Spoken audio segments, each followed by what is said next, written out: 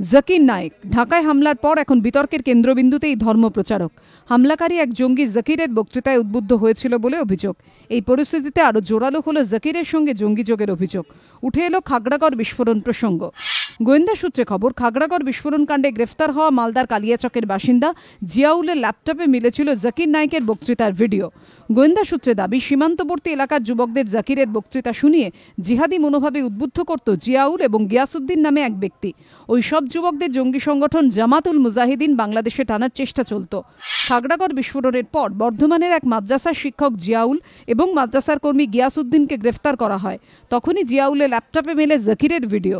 ঢাকায় হামলার পর জাকিরের নাম উঠতেই সামনে এলো সেই তথ্য। গোয়েন্দা সূত্রে খবর, জাকিরের সঙ্গে বাংলাদেশের যোগসূত্র অনেক গভীরে। তাহলে কি জাকির থেকে জামাত সবই এক সূত্রে গাঁথা? উত্তর খুঁজছেন গোয়েন্দারা। রাজস্বী দত্তগুপ্তের রিপোর্ট, এবিপি আনন্দ, কলকাতা।